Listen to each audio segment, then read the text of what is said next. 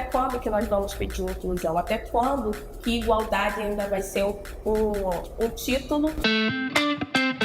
Nós estamos aqui com uma das maiores referências em tecnologia e inclusão racial do Brasil, Marina Silva. Não é ministra não, é a Nina Silva, CEO e uma das fundadoras do movimento Black Money, voltado para a inserção da comunidade negra através da tecnologia. Nina Silva foi considerada uma das 100 afrodescendentes jovens mais influentes do mundo. Em 2019, a revista Forbes citou o nome dela como uma das 20 mulheres mais poderosas do Brasil. Um ano antes, em 2018, a ONU já tinha colocado como uma das 20 mulheres mais importantes do mundo. Você não conhece? Eu também não conhecia, mas é importante saber quem é Nina Silva, palestrante, colunista, consultora, escritora, executiva, que gosta de pensar fora da caixa. Para driblar o racismo estrutural nas finanças, foi mentora do Black Money Bank, uma fintech de serviços financeiros para a comunidade negra. Ela nasceu em São Gonçalo, no Rio de Janeiro, numa favela, Jardim Catarina, a maior favela plana do Brasil. Mas é formada em administração pela Universidade Federal Fluminense e tem pós-graduação em sistemas de informação. Nina Silva tem 42 anos, é uma mulher preta que conquista cada dia o seu lugar no mundo dos negócios e que faz da ancestralidade uma força do passado que constrói o presente e o futuro.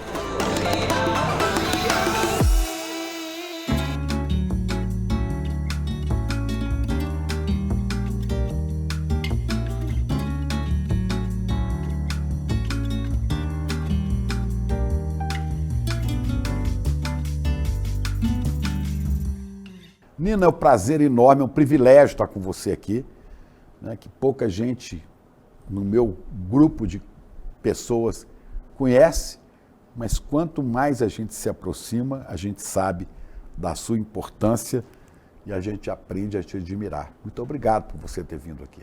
Eu que agradeço, Chico, estar do seu lado, aliás, de frente com o Chico, basicamente é uma honra. Né, faz parte aí do jornalismo brasileiro e com certeza também muito me noticiou, me informou e compartilhou conhecimento comigo. Então espero que eu possa também trazer um pouquinho de conhecimento para a audiência hoje. Nossa, um pouquinho nada. Você diz que a ancestralidade, dali você tira uma força que é do seu passado, de África, que constrói o presente e o futuro. Que ancestralidade é essa?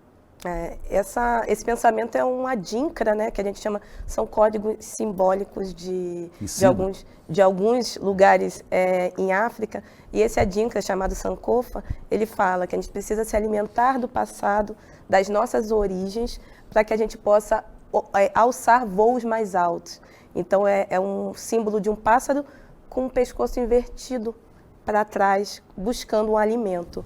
E quer dizer que nós somos continuidade daqueles que aqui já estiveram e somos também ponte, né, pavimento para aqueles que virão. Então, eu não vejo a minha existência como um lugar único, né, não vejo a minha existência como conquista individual, mas eu vejo a minha existência como parte de uma grande jornada. E uma jornada para a gente ter um mundo melhor, um mundo que realmente, né, inclua todas as pessoas. E essa ancestralidade é um território preto africano que eu carrego não só na minha, né, na minha pele, na minha melanina, nos meus traços, mas também nos meus conhecimentos ancestrais, nos meus saberes, que fazem parte também de tudo que eu vou aprendendo e construindo para o futuro. Então essa ancestralidade faz parte de mim e eu serei a ancestral do futuro, né? Então espero estar honrando com isso. Que felicidade, que privilégio ter você, né, pensando no futuro. E eu trabalhei uma época com o Milton Nascimento e o Bituca tem uma música, acho que a letra é do Fernando Brant ou do Márcio Borges, que é Cobrando o que fomos, que nós iremos crescer. E você, numa entrevista, disse que é pesado, que você carrega um navio negreiro sobre os ombros. Como você percebeu isso, que você carrega um navio negreiro? Olha, Chico, desde sempre, né? Uma criança preta que nascida em estado de vulnerabilidade social, né, em estado de favelização, mas que acabou estando em escolas particulares com bolsa de estudo, que foi o que aconteceu comigo. Então, eu sempre fui a representação da exclusão, do não lugar, daquele corpo que não é um corpo comum àquele ambiente. Então, eu sempre percebi na necessidade de tirar as melhores notas, na necessidade de autoafirmar o porquê eu estava ali, e ainda hoje, né, muitas das vezes, porque eu estou ali. Tudo bem que os títulos e as premiações auxiliam e abrem portas e alguns microfones, mas ainda traz uma invisibilidade muito grande, infelizmente, somente por conta da minha cor de pele, minha origem social, né, e outras diversidades, que hoje eu sou uma simbologia de uma grande diversidade, mas também sou a simbologia da maioria da população. Mulheres negras são 28,7% da população brasileira. Isso é, é o maior grupo populacional quando se faz recorte de gênero e raça, né? Tem mais mulheres negras, que homens brancos, que mulheres brancas. Então, quando a gente traz que um corpo que é uma maioria populacional está em espaços de maneira excludente, a gente verifica que a gente tem um peso ali de resgate, de entender o que estava errado, o que ainda está errado e o que a gente vai fazer para corrigir isso. Porque não é só pensar no peso, é pensar na solução. Todo desafio, por mais difícil que seja, nos traz oportunidades. Oportunidade de aprendizado e oportunidade de transformação. E eu vejo que carregando, sim, olhando para esse Atlântico que une, né, o Brasil continental com a África continental, a gente sabe que tem um cordão umbilical de corpos negros debaixo do Oceano Atlântico. Corpos negros debaixo. Como se fosse um cordão umbilical. Quantos, né, chegaram aqui? Dizem que foram 10 milhões que chegaram até aqui, sequestrados, escravizados de África durante os séculos de escravização. Mas, para chegar em 10 milhões aqui, provavelmente foram mais de 50 milhões que foram deixados ao longo do caminho.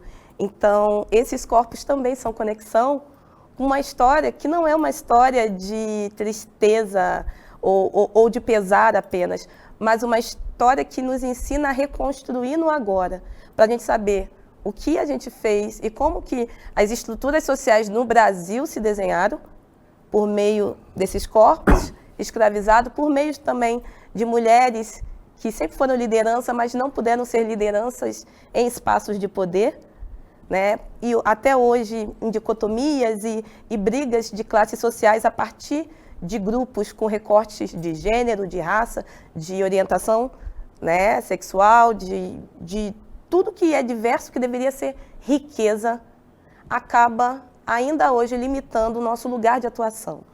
Então, esse corpo político preto precisa, sim, carrega esse território africano como uma descendente desses ancestrais, mas principalmente como ferramenta para esse futuro que a gente tanto está aí, né?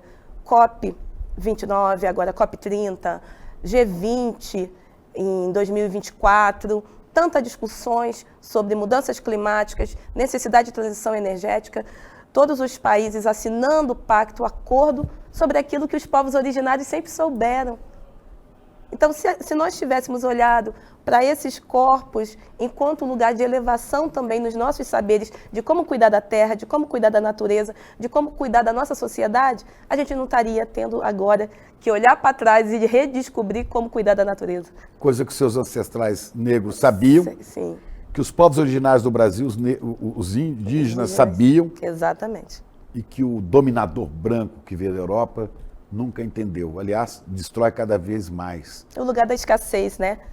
Quem é originário da escassez não sabe trabalhar com abundância. O território africano, o território brasileiro sempre foram territórios de abundância. Abundância de climas diversos, de solos diversos, de técnicas... E se plantando tudo dá, dizia a carta de Pero Vaz de Caminha, né? E de povos diversos, de populações diversas que chegaram aqui, ou sequestradas, mas também que vieram, enquanto imigrantes, trazer coisas melhores para os seus familiares, né? E conquistar novas coisas. Então, o Brasil sempre abarcou o lugar desse europeu, mas o lugar de outros povos, principalmente de Oriente, não foi um lugar de abarcar, e sim um lugar de opressão. E a gente precisa, nesse momento, olhar para esse histórico e essas estruturas que foram criadas, né? Porque se a gente olha hoje, eu falei de maioria populacional, mas ainda recebemos menores salários nas empresas, com o mesmo grau de escolaridade. Quer dizer, as mulheres já recebem salários menores que os homens. Sim. As mulheres negras menor ainda que as mulheres brancas, né? Exatamente. Mulheres brancas recebem cerca de 70% do salário de homens brancos, homens negros recebem cerca de 50%, então ainda menos que mulheres brancas, e mulheres negras recebem 40%.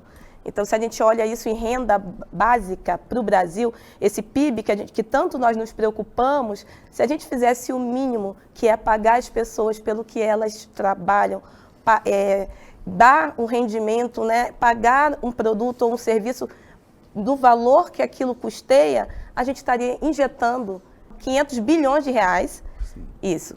500 bilhões de reais é a diferença que não entra no PIB brasileiro por conta de discrepância de gênero, e 800 bilhões de reais é a discrepância de renda entre pessoas brancas e pessoas negras. Se a gente trabalhasse com inclusão e diversidade economicamente falando, nós estaríamos incluindo 1,3 trilhão de reais, só para começar a conversa, só pagando melhores salários para pessoas negras e para mulheres. Nem melhores, salários justos. Salários, né? Justos.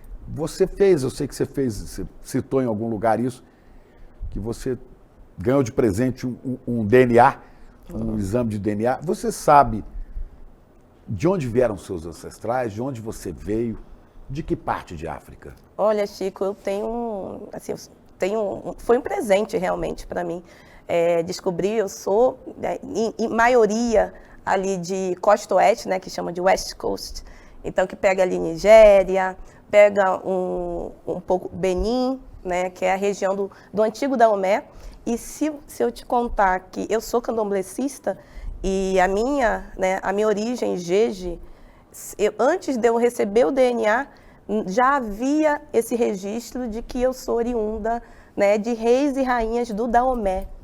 Isso religiosamente falando, de matriz africana, de tradições, né, isso já foi visto no jogo. E quando chegou o DNA, a gente viu ali a prova científica, né, de que realmente é a região de maior concentração, mas são 92% de sangue africano. Eu tenho mais sangue africano que muitas pessoas nascidas em África. Então, para mim, isso é... Mas tem outras regiões também. Tem um pouco do norte de África, a região do Mali, tem um pouco também do sul.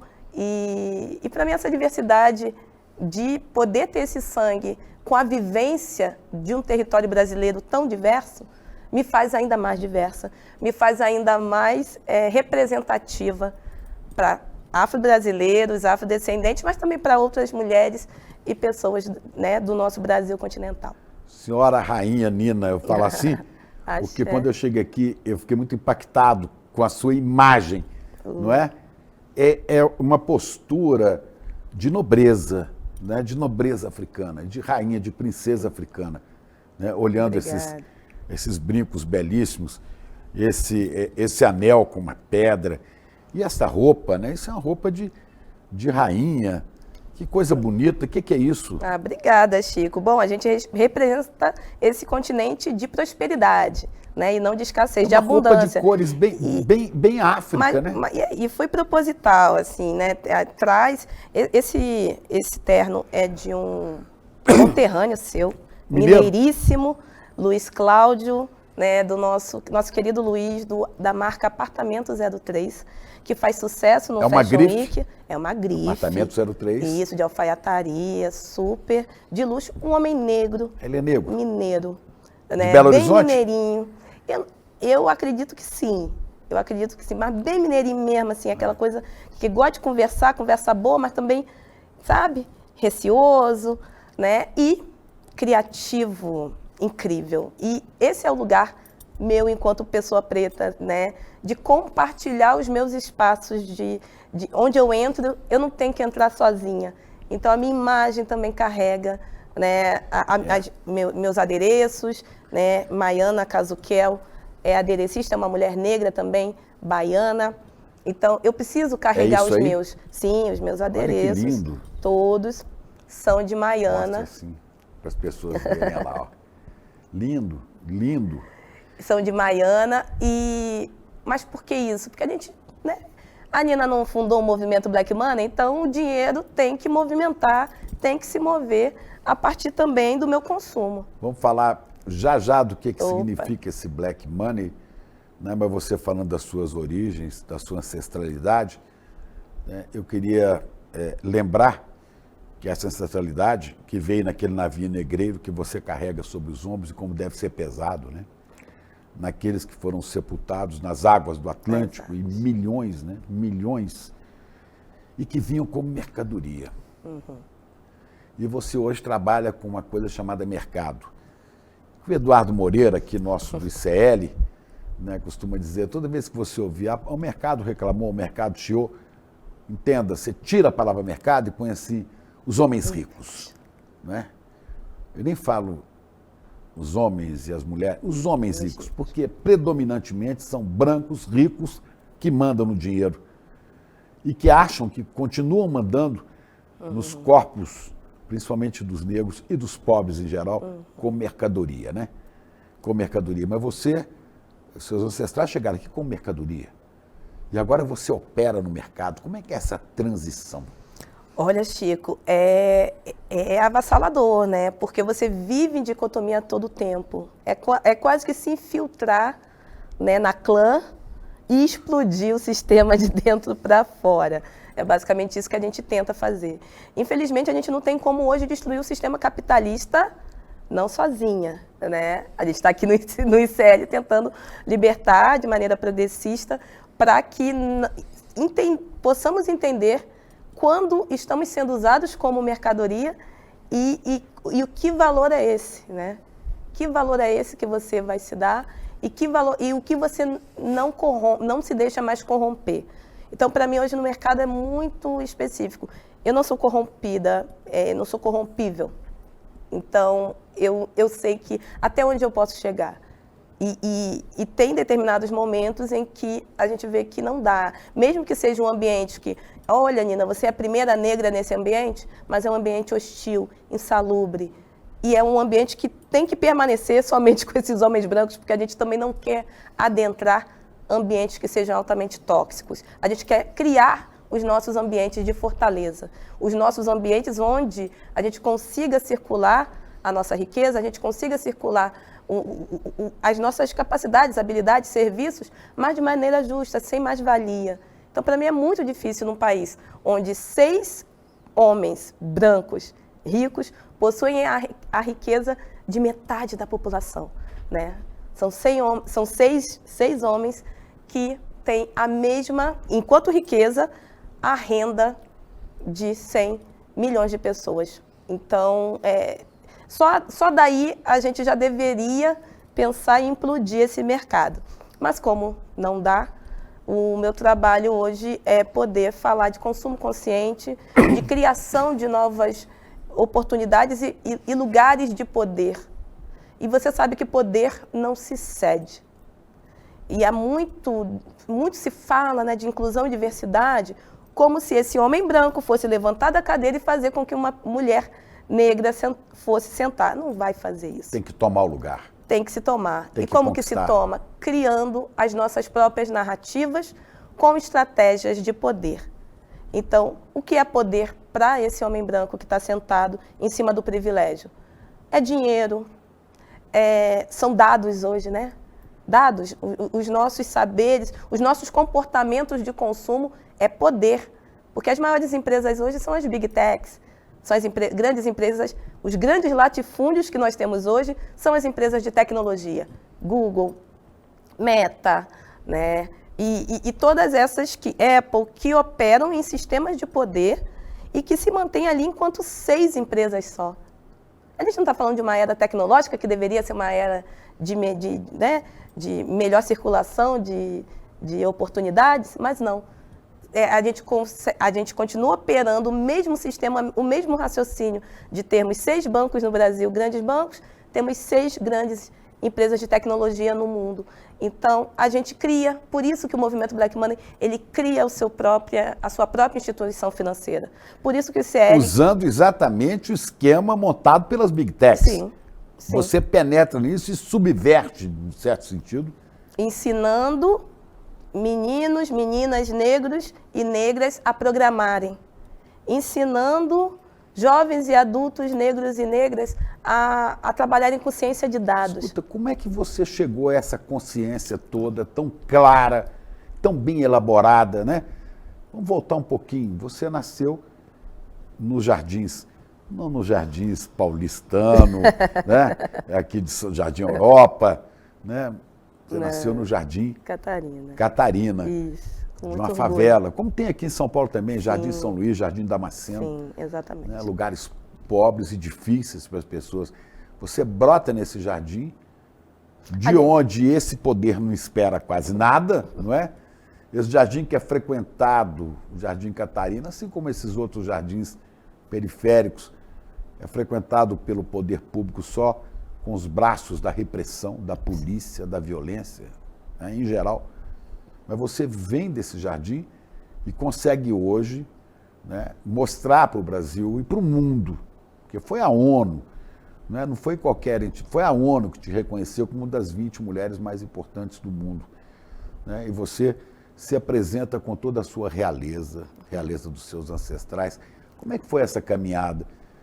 Você é filho de uma mulher preta pobre, né, Dona Marise e seu Antônio Carlos. Que faziam Dona Marise, o que faz Dona Marise e seu Antônio Carlos? Dona Marise já foi doméstica, né, com a maioria das mães pretas desse país. Dona Marise foi operária de fábrica, né, e depois de me ter, não podia ter... Eu sou uma segunda filha de uma família de 2 meninas pretas. A minha irmã, a doutora Carla Verônica, a primeira pessoa da família, doutora Carla Verônica, a primeira pessoa da família a entrar numa faculdade, a se formar. Então, psicóloga, psicanalista e advogada, 6 anos mais velha do que eu. Então, eu venho daí, né? Eu sou ali um fruto de outras sementes. Seu Antônio Carlos, que trabalhava de bico durante a vida inteira, de peixaria, a mecânica, né, a manobrista, até entrar no funcionalismo público, numa época onde o funcionalismo público, nós tínhamos provas e tinha ali a possibilidade. Então, na ALERJ, né, na antiga ALERJ, Assembleia Legislativa do Estado do Rio de Janeiro, esse soteropolitano que foi criado no Rio... Ele nasceu na Bahia. Nasceu na Bahia. Junto com essa quilombola, né, que nasceu no Canavial, isso, no Canavial de São Francisco de Itapapuana, no interior do Estado do Rio de Janeiro. Juntos iniciam uma família e nenhum deles tinha nem o 2º grau completo. Pois é, o natural não, o mais comum é que você fosse mais uma menina preta que depois ia arranjar um emprego doméstico, uma coisa dessa, né? Sim. Você e sua irmã. Como é que sua irmã se torna psicóloga, psicanalista, advogada, né? E você se torna uma doutora, faz administração, vira doutora, estudou nos Estados Unidos. O que faz diferença que fez que vocês chegassem até aí? Olha, é a brecha que o sistema não queria, né? Então, a gente diz ali que o hackeamento de sistema... Eles cochilaram, né? Cochilaram. Alguma coisa na matriz, não tem a Matrix? Alguma coisa, alguma desprogramação na Matrix deu errado ali e a gente conseguiu ter acesso a uma educação mínima. Mínima. Não vou dizer que foram escolas... Com incentivo do pai e da mãe, Com incentivo do meu pai e da minha mãe. Então, meu pai buscava, né, o que eu brinco que é a escola de branco pobre. Que qualquer escola particular, infelizmente, em território de vulnerabilidade, são melhores do que as escolas públicas, porque ali a gente sabia que ia ter todas as disciplinas, né, todas as emendas curriculares seriam dadas. Na escola pública, infelizmente, naquela época, a gente já tinha o início de um depredamento ali do sistema público de educação. E infelizmente, eu sou exceção da regra. Infelizmente, a minha irmã é a exceção da regra. Mas essas exceções só conseguiram chegar em determinado lugar, Felizmente. né, por conta do processo de inserção educacional. Então, Como você foi parar nessa? Você foi para a escola particular? Sim, eu tinha bolsa, minha irmã tinha desconto, meu pai batia na porta das escolas e falava, dá qualquer prova para essa menina que ela vai tirar 10. Se ela tirar 10, você me dá 100% de desconto. E era isso que acontecia. E quando você me pergunta, né, do navio negreiro inteiro, eu não podia errar. Eu não posso errar. Eu não podia não tirar 10. Então, isso é muito cruel, muito pesado para uma criança. Você tinha essa consciência desde criança? Desde criança.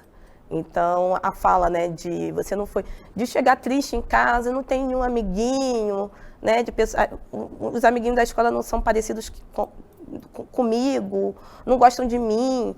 E aí eu lembro do meu pai e da minha mãe falando que você não vai para a escola fazer amigos, você vai para a escola estudar.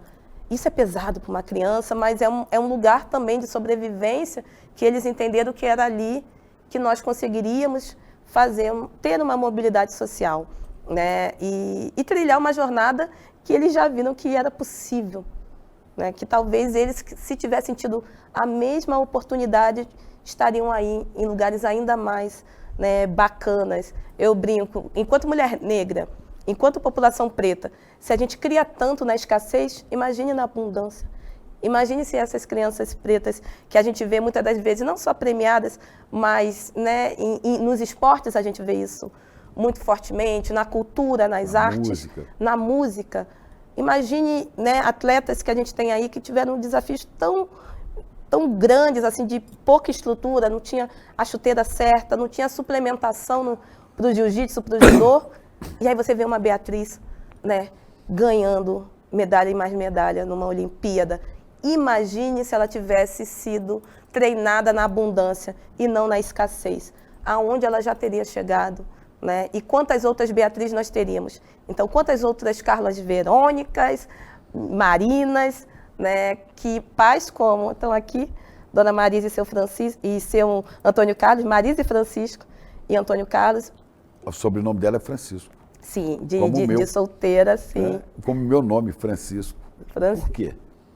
Que é um, seus antepassados eram Francisco? Não, né? Eles eram mercadorias de franciscos, né? Como Silvas também. Quer dizer, se a sua mãe fosse uma escravizada, seria a Marise de Francisco. Lá do Francisco, do seu Francisco. Que por conta, porque era Dona Maria Anita, quilombola, era Francisco. E o meu avô, Arlindo, ele é Domingos, Arlindo é o outro, é o paterno. Seu Domingos era Francisco também. E eles eram da mesma região e não eram primos. Então, provavelmente, eram propriedade do mesmo fazendeiro, do mesmo senhor. Da mesma família Francisco. De escravizados. Sim. Então, e lá a área até hoje é reconhecida como uma área quilombola, onde são remanescentes, né, de pessoas escravizadas. E aí eu digo que o que aconteceu na minha trajetória foi que esse seu Antônio e essa Dona Marise, né, subverteram a regra. Então eu sou apenas fruto. Mas não porque eles são especiais ou eu tenho um determinado mérito, mas foi porque o sistema piscou e a gente adentrou. Mas o sistema pisca muitas vezes e outras pessoas não conseguem adentrar. Qual é essa diferença? A diferença é que o sistema pisca, mas ele acorda rápido, tá? Ele não dorme, não. Ele não dorme no ponto, não. A Faria Lima está de olho aberto. De olho aberto. Os homens ricos estão de olho aberto o tempo todo, né? E quando vem que a coisa pode começar a desandar para o lado deles, eles, né, fazem por todos os meios necessários, né? Golpes, né? E afins, e tantos outros mecanismos que eles utilizam, né? Desde a falsa essa coisa abolição, da igualdade racial, que o Brasil é um país maravilhoso, que todos convivem tão bem. É o mito da democracia racial que nunca existiu. Nunca existiu. E todas as nossas relações de poder estão baseadas em grupos sociais, né? Pautados em raça, pautados em gênero, pautados em sexualidade. Então, a gente hoje até consegue falar um pouco sobre letramento racial. Até se fala e trabalha um pouco sobre mulheres em liderança, mas eu não consigo falar de transfobia, não consigo tratar que o Brasil é o país que mais mata pessoas trans e que mais consome pornografia trans. Né? O país de uma hipocrisia sistêmica. O país de Deus, pátria e família, Nina, Exatamente. sabe? Sabe esse lema, Deus, pátria e família? Que parece que é tudo que eles odeiam, né?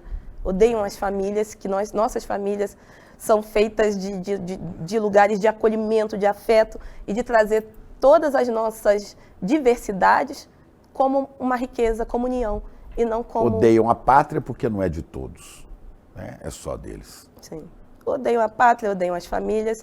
E odeiam Deus. Odeiam Deus porque não sabem, e utilizam Deus como ferramenta, como instrumento para a manobra da pra população. Ganhar voto, Sim. para doutrinar. Para se manter sentado na cadeira do privilégio, na cadeira do poder. Eu gosto muito tinha um grande amigo que já partiu, um compositor negro maravilhoso, Almir Neto, né? Ai, maravilhoso. Que tem aquele samba que ele Referência. fala, Deus te guarde, Deus te crie, Deus te te acompanhe, Deus é nosso Deus te Pai, abençoe, sim. é nosso dia, é nosso guia. Tudo que se faz na terra se coloca Deus no meio, mas Deus deve estar de saco cheio. Saco cheio. Tem que estar, né? Porque é falso, né? Sim. E esse lugar o Deus que está em nós, né?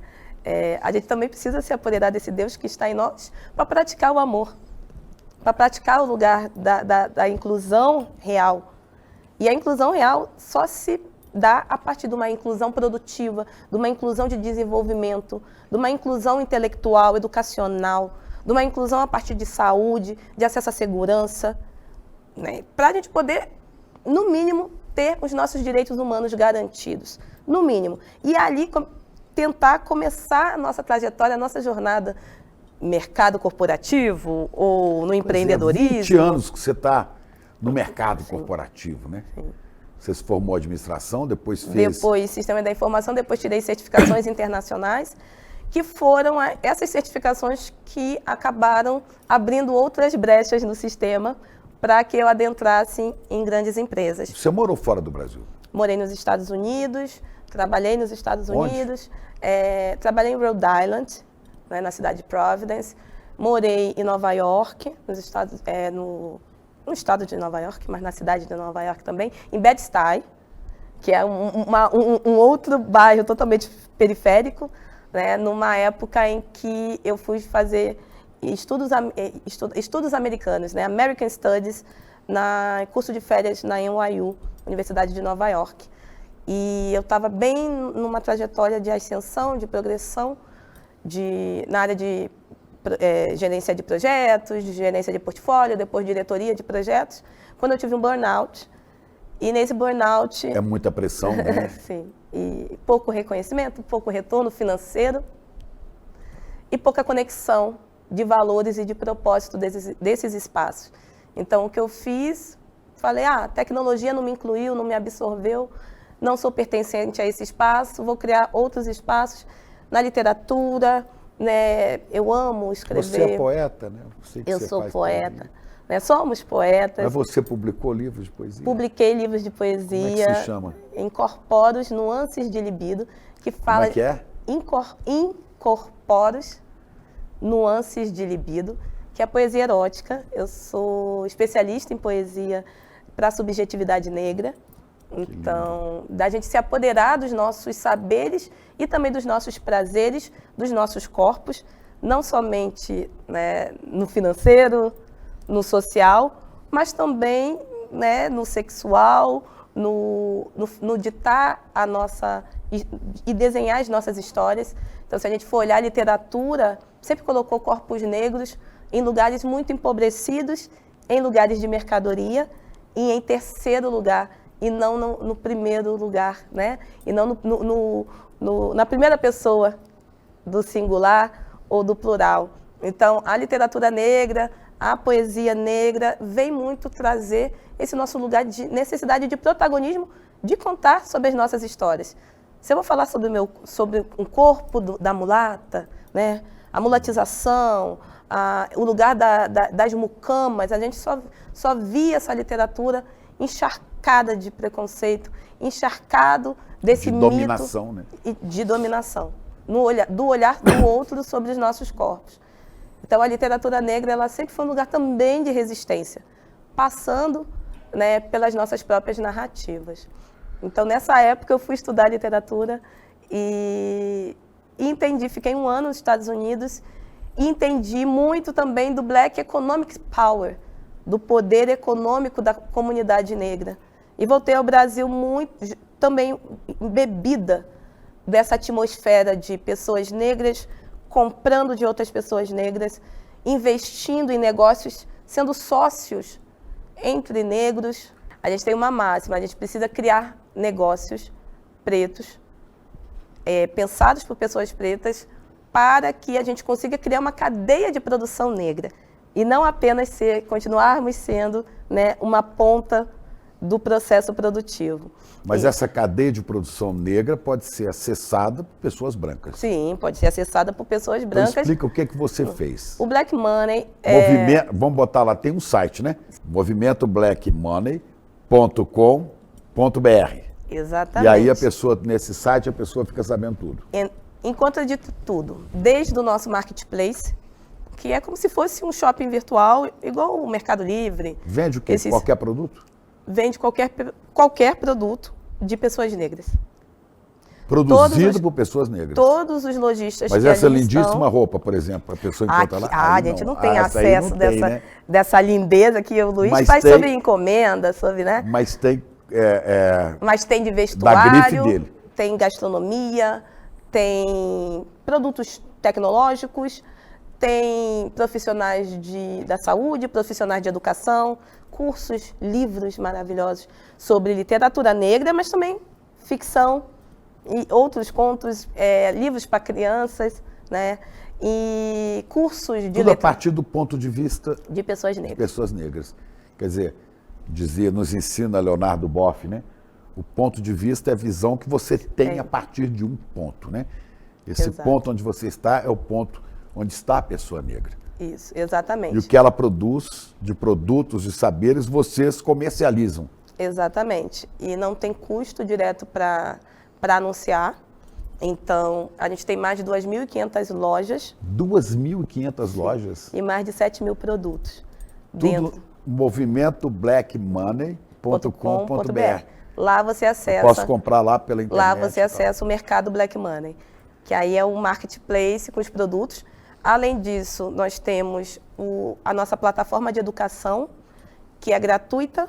Então, tem cursos de introdução à programação, à ciência de dados, marketing digital, cursos de educação financeira, né, toda a parte de vendas, B2B, negócios para negócios, e inteligência artificial, que a gente brinca também e trabalha no movimento Black Money, é que a gente cria negócios para hackear a nova economia.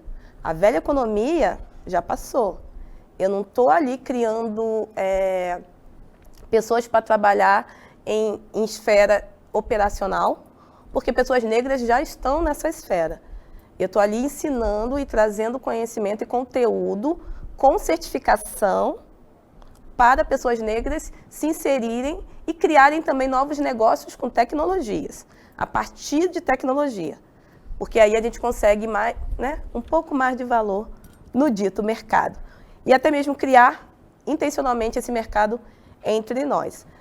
Além dos cursos gratuitos, quem se certifica ganha um curso de inglês gratuito. Que legal. Que foi um também dos grandes diferenciais de Carla Verônica e de Marina Silva, foi ter tido acesso a curso de inglês. Eu falo inglês, falo espanhol, arranho ali o francês. E coisas que, quando eu não consegui emprego em empresas brasileiras, eu procurei emprego em multinacionais.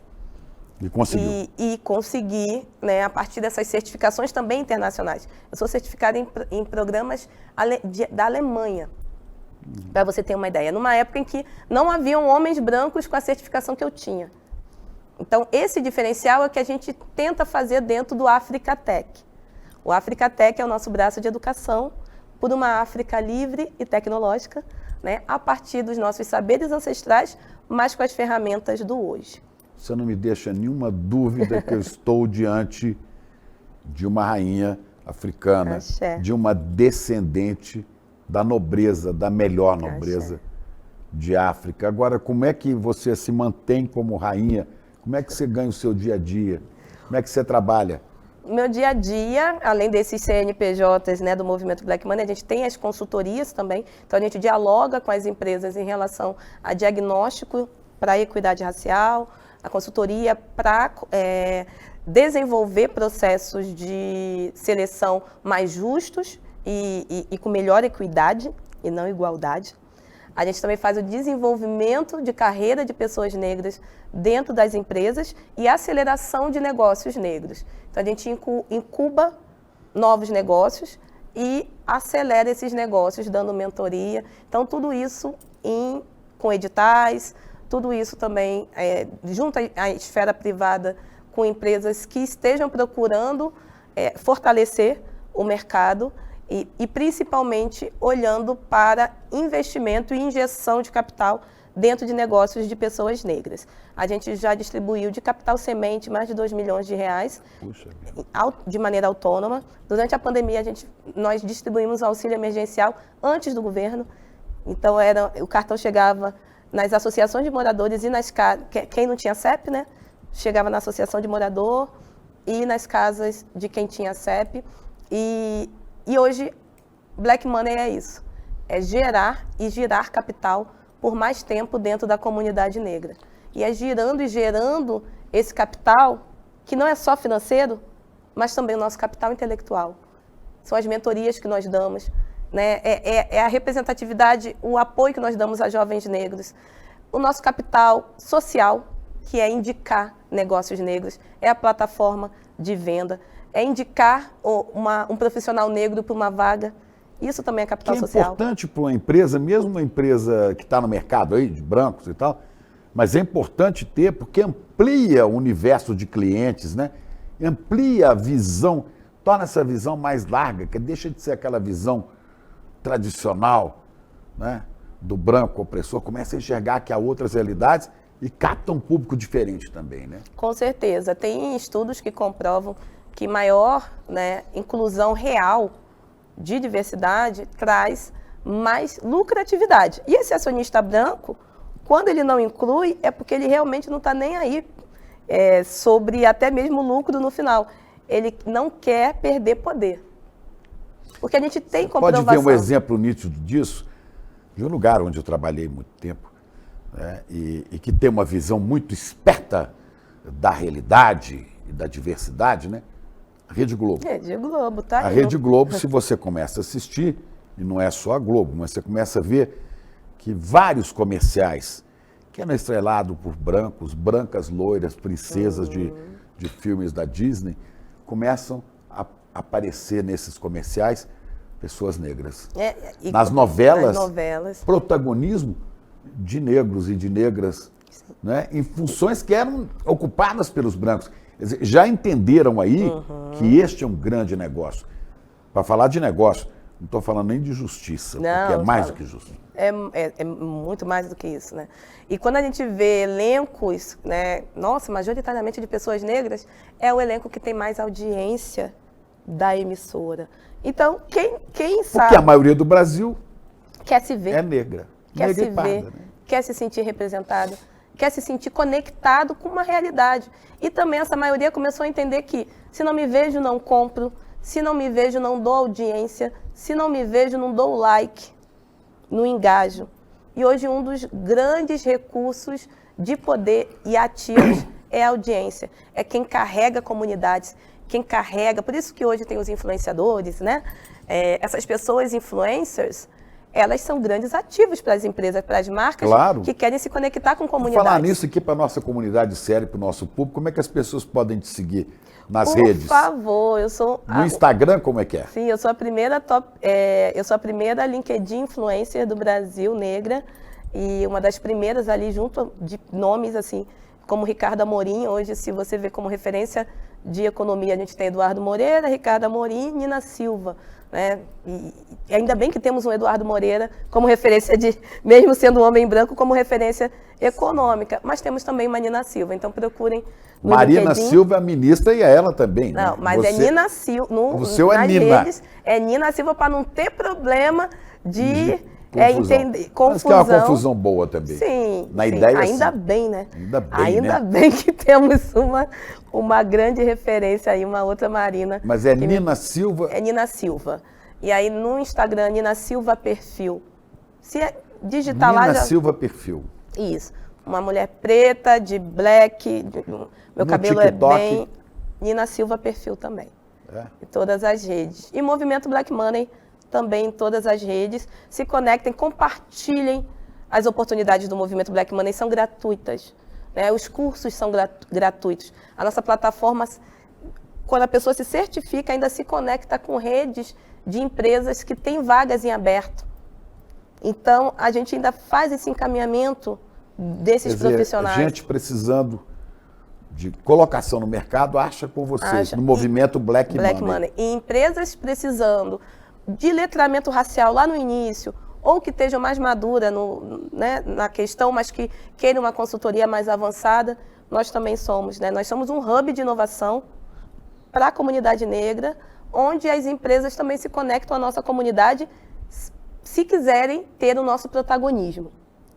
Porque o lugar mais caro, né, e que a gente não abre mão, é do nosso protagonismo, do nosso lugar de vez e voz, e principalmente da nossa liberdade, que a gente tanto busca. Né? Então, a gente tem ali uma tentativa de compartilhar os nossos conhecimentos, ICL, Instituto Conhecimento Liberta, o Movimento Black Money inicia como think tank, como esse lugar também de conhecimento libertador. Fantástico. Para a gente se entender enquanto corpos negros inseridos em sistemas, em mercados, mas que não queremos mais ser essa mercadoria e que queremos a real abolição.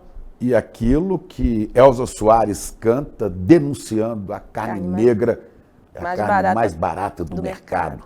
Nós não queremos nem esse mercado. Não queremos. E criamos os nossos próprios mercados, espaços. Os seus próprios espaços. Nossos próprios espaços de poder. Agora, você, nesta condição de ser uma mulher negra que carrega um navio negreiro sobre os ombros, que tem a consciência da sua ancestralidade, da sua missão, do seu brilho, você já sofreu muito a discriminação, agressões por causa disso? Todo tempo. A gente sofre agressão, principalmente quando eu fui galgando cargos hierárquicos mais altos. Quando eu era consultora júnior, pleno, analista, né, o racismo e o machismo atravessavam dentro do mercado corporativo de uma maneira muito sutil. Mas quando eu comecei a virar gestora, liderança, diretoria, eram coisas brutais, né? Desde a tentativa de limitação da minha capacidade produtiva, que é não chegar a relatório na data que deveria chegar, vir informações erradas para que eu gerasse entendimento errado de estratégia para a instituição, até ouvir coisas que você está trabalhando como diretor internacional porque você está tendo um caso com o chefe que é gringo. Tem que desvalorizar o seu conhecimento. E gringo gosta de preta, né? Só eles mesmo para gostar de preta. Já ouvi coisas do tipo, Nina, você é especialista de um sistema alemão, né? Por que você não vai para a Alemanha arranjar um marido? Então, aquele lugar, né, de tentativa de desmoralização e de depredação do teu saber, da tua experiência, das suas especialidades. Isso faz sofrer, né, Nina?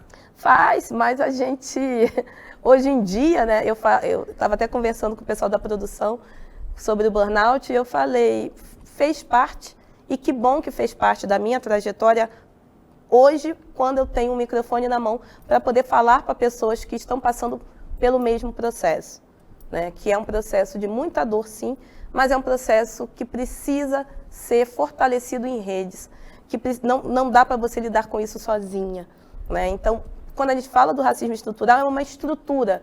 A gente não trata o racismo sozinha, né? A gente não trata o patriarcado, que o nome já diz, é uma estrutura de poder a partir do lugar da figura masculina cisgênera, essa figura precisa estar inclusa nesse processo, porque não existiria machismo sem o homem, não existiria racismo sem a pessoa branca. O problema, então, tem que ser resolvido por quem gerou o problema, por quem sofre, quem emana o ódio, e não somente por quem sofre. E nós, né, esse lugar do sofrimento precisa ser um lugar de armas como ferramenta de conquista da nossa liberdade. Porque aí você pode pensar o que quiser de mim, e aí você pode querer que eu case com um homem branco, que eu me prostitua ou que eu esteja morta. Mas o seu querer não vai passar pela minha realização, sabe? Então, quando a gente fala de racismo, por que não existe racismo reverso? Porque racismo é estrutura de poder.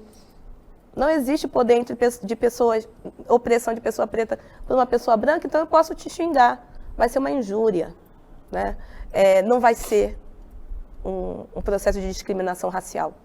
Então, quando vou receber um xingamento da Nina, nada muda. No dia seguinte eu vou continuar fazendo o meu trabalho, não lembro nem que a Nina existe. Então, hoje em dia, para mim, é basicamente como o estudo de caso. Quando eu vejo que estou passando por uma situação de discriminação racial, eu trago para o meu dia a dia nas mesas de negociação. Do tipo, se eu, Nina, com o acesso que eu tenho hoje, eu sou conselheira no Conselhão, né? Do governo. Do governo. Sou membro do Conselhão. Sou conselheira do Fórum Econômico Mundial. Né? Uma das poucas... Capa da revista Cláudia. Capa da revista Cláudia. A primeira capa com inteligência artificial da revista Cláudia. Sou conselheira no Fórum Econômico Mundial. Eu sento com pessoas do BRICS para decidir e pensar investimentos responsáveis no mundo. Eu vou dar ouvido para um homem branco que acha que meu cabelo é duro. Como um idiota, né? Sabe? Do tipo, vai continuar Cresça achando... e apareça, rapaz. Vai continuar achando e eu não estou aqui para te educar. Agora, se quiser contratar a minha empresa e trazer dinheiro para a comunidade negra para se letrar, a gente tem aqui uma série de profissionais para poder te ajudar. E se quiser ser educado, que abra a sua cabeça, que abra o seu ouvido, né? Que abra e que tem tanto conteúdo hoje, né? E que outras pessoas brancas que se dizem ativistas e antirracistas, antirracismo só existe com prática, com ação. Com fala, não. Com fala e com... eu até sigo a Nina no Instagram, isso não basta. Tem que se dar lugar de protagonismo e voz para pessoas negras. E principalmente, aí sim, o branco letrar o outro branco. O branco chamar a atenção do outro branco, porque é nessas rodinhas que os racistas se sentem mais confortáveis, né, para falar isso. Falando entre si, né? Entre si. E aí é esse momento que tem que fazer o constrangimento pedagógico. Tem que falar, você está sendo racista por conta disso. Vai ler Djamila Ribeiro, vai ler Catícia Ribeiro, vai, né, assistir uma palestra do Movimento Black Money, contrata a Nina Silva para palestrar na sua empresa, para fazer um diagnóstico racial na sua empresa e melhore enquanto pessoa, porque... Né, esse mundo ficou no século passado. Dá né? vontade de dizer isso para o secretário de Segurança Pública de São Paulo, que eu quero falar desse tema, mas a polícia dele cada dia mata mais. E mata principalmente corpos pretos. Corpos pretos. Aliás, no Brasil inteiro. A Bahia está um horror, sim. Né? As polícias do Brasil inteiro matam. E é curioso que nessas corporações você tem um número enorme de pessoas negras. O que se diria para esses policiais negros? O racismo institucional, né? Quando a gente fala de racismo estrutural, é que ele está aqui na estrutura de todas as nossas relações sociais. Quando a gente entra numa instituição, então são as relações institucionais. Né? Relações sociais podem ser relações pessoais, como podem ser relações institucionais. Nas minhas relações institucionais, o racismo como estrutura também estrutura sistemas de poder. E ali está o racismo institucional. Esse racismo institucional está no DNA dessa corporação.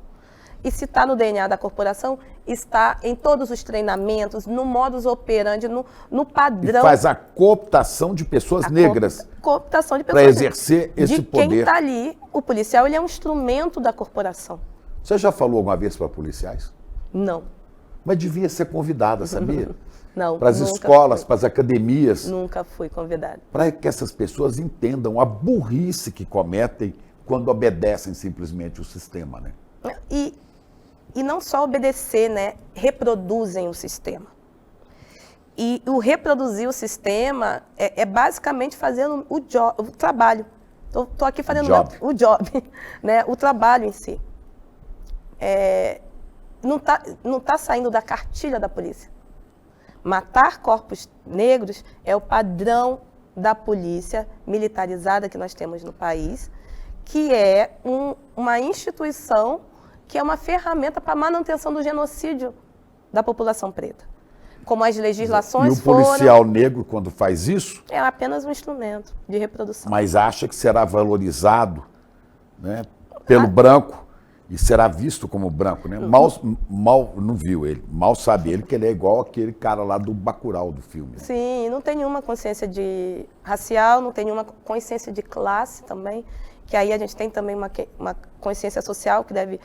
Quando a gente entende que eu estou aqui sendo mais uma vez mercadoria em prol de um sistema que não está nem aí, né, de aumentar os meus salários. Nossa polícia é uma das, né, piores remuneradas que existe. Então, é apenas um sistema que possui peças e que, para a engrenagem funcionar, essas peças, elas são alimentadas e são ali colocadas de uma determinada forma, com processos, com uma governança que opera com um intuito de manter o poder em mãos de uma elite, né? Que essa polícia ela tem uma elite. E a essa elite, sim, que está operando para manter esses corpos pretos num genocídio secular. E que todos os dias matem inúmeros rapazes, jovens, principalmente os jovens negros. Né, a cada 23 minutos um jovem negro morre, né? Assassinado. Assassinado. Seja por polícia, seja pelo crime também. Sim. Né? E que é uma reprodução... Quer dizer, não é uma entrevista nossa aqui que dura 1 hora, 3... Já foi, sim. Exatamente. Isso é um absurdo, né? E são 3, e aí não só um jovem... Ah, mas é um menino do tráfico. Não. Nós temos também o racismo operando em outras esferas, né?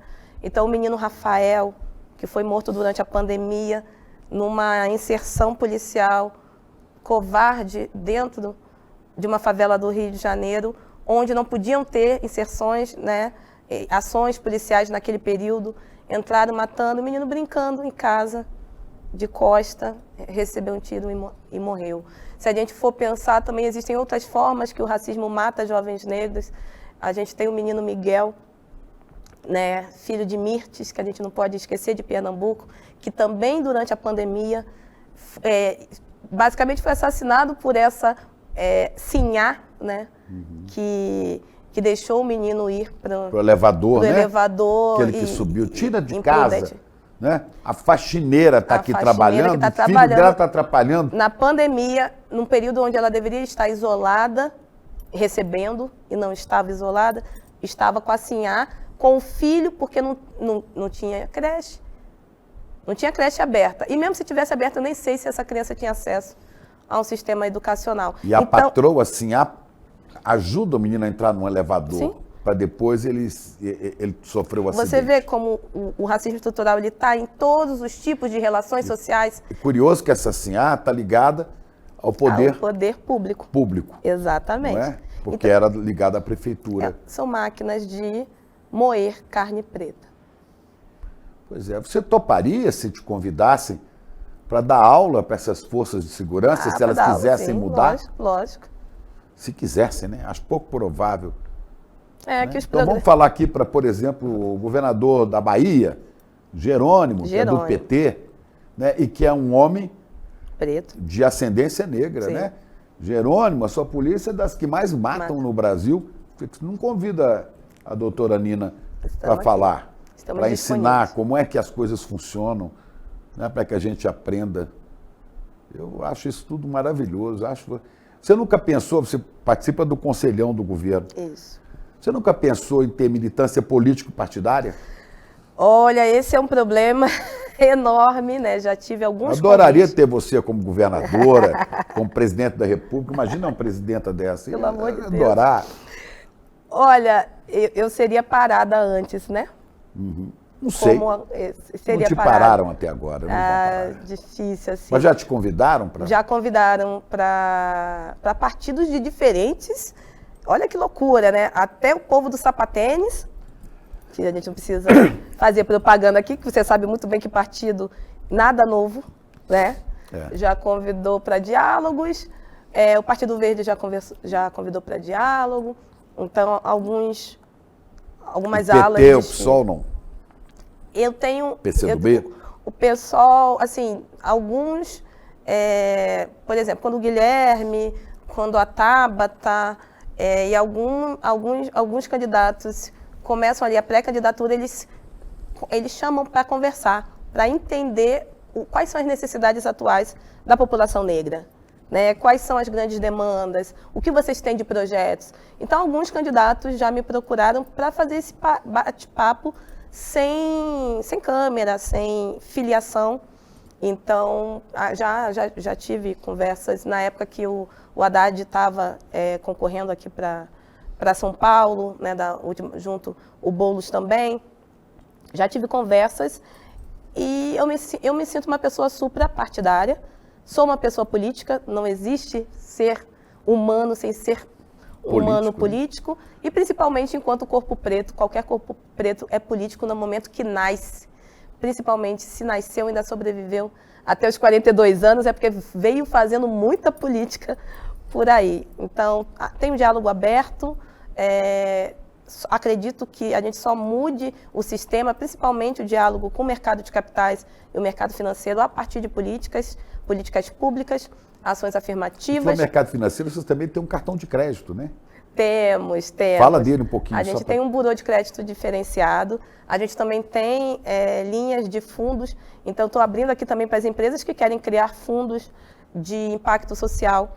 Nós temos linhas desenhadas já para fundos de impacto, olhando para crédito produtivo para quilombolas, povos originários e negócios de pessoas negras. Tá tudo lá, movimentoblackmoney.com.br. E o que não tiver, é só entrar em contato, movimentoblackmoney@gmail.com, contato@movimentoblackmoney.com.br, manda uma mensagem para a Nina, né? Manda sinal de fumaça, mas venham que a gente tem um ecossistema bem amplificado que lida com 3 pilares fundamentais: educação, serviços financeiros e comunicação para a visibilidade da população negra.